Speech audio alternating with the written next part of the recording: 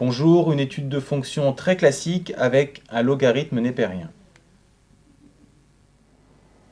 On vous demande d'étudier les variations de la fonction f, donc on va commencer par calculer sa dérivée, et pour cela s'interroger sur sa forme globale. C'est une somme, mais il est beaucoup plus intéressant de faire apparaître le produit u fois v, où u et v sont x et ln de x. J'ai noté ici leurs dérivées qui ne doivent pas poser de problème.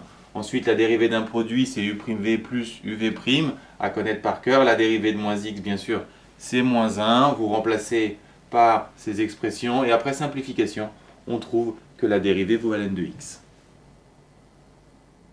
Pour conclure sur les variations, il nous faut le signe de la dérivée, autrement dit le signe de ln de x. Si vous ne le connaissez pas par cœur, vous appliquez à gauche et à droite une exponentielle, ce qui vous donne cette inéquation, car l'exponentielle est croissante. Si vous connaissez par cœur la courbe du logarithme, vous pouvez directement passer à cette ligne. Le logarithme est positif quand x supérieur à 1, ce qui nous donne le tableau de variation suivant.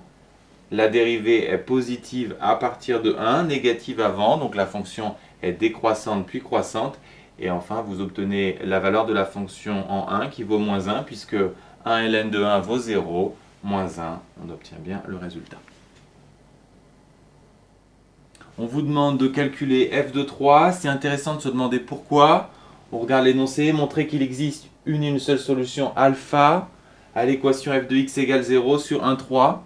Une et une seule solution, vous devez penser théorème des valeurs intermédiaires. Vous connaissez déjà f de 1 qui est négatif. Et si on veut passer par 0, il faut que f de 3 soit positif. Ce qu'on visualise si on construit un tableau de variation. Pour passer par 0, si on part d'une valeur négative, il faut absolument que f de 3 soit positif, ce qu'on va démontrer. f de 3, c'est 3 ln de 3 moins 3, qu'on va factoriser par 3, on obtient 3 ln de 3 moins 1. Si on maîtrise bien la courbe du logarithme, on se dit que puisque 3 est plus grand que e qui vaut 2,71, ln de 3 va être plus grand que ln de e qui vaut 1, donc on est positif. Sinon, vous faites une application numérique.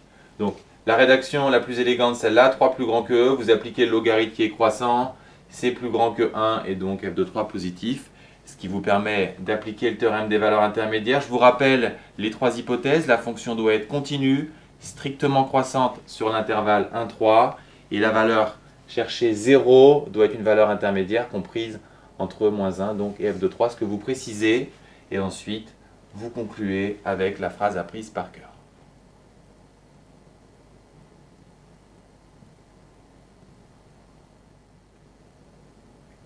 f de 3, c'est 3 ln de 3 moins 3. On factorise par 3 pour obtenir 3 fois ln de 3 moins 1. Vous pouvez faire l'application numérique, bien entendu. Ou alors, vous remarquez que puisque 3 est plus grand que e, ln de 3 va être plus grand que ln de e, c'est-à-dire 1. Et donc, f de 3 sera positif.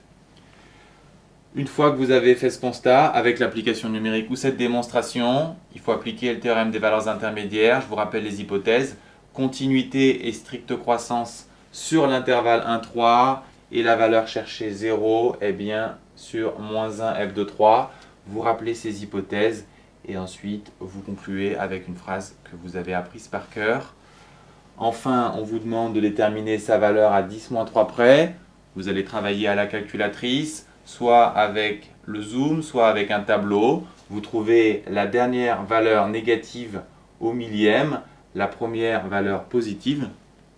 Donc alpha va être sur cet intervalle. Et il est intéressant de reconnaître la valeur de E. Et on peut constater que E de ln de moins E, ln de faisant 1, ça fait E moins E qui fait 0. Et donc en fait, alpha, c'est E.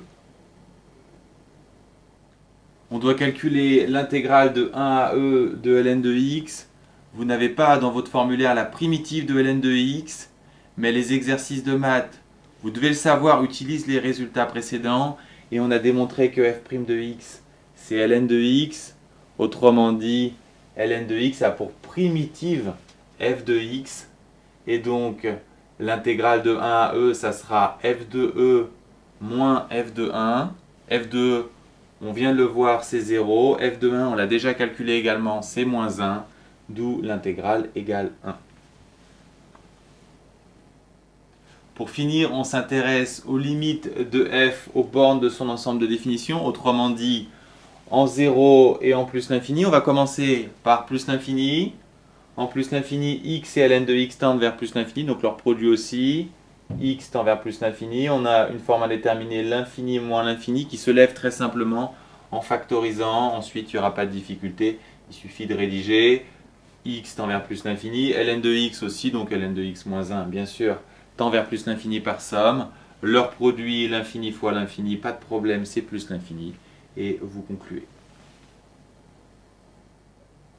En 0 maintenant, quand x tend vers 0, ln de x tend vers moins l'infini, x tend vers 0, on a donc une forme à déterminer 0 fois moins l'infini, mais elle est levée directement par le cours, puisque la croissance comparée nous dit que ça tend vers 0, donc inutile de changer l'écriture.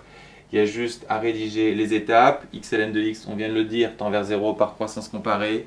X, pas de problème, tend vers 0. La fonction tend elle-même vers 0 par somme. Donc la limite en 0 vaut 0.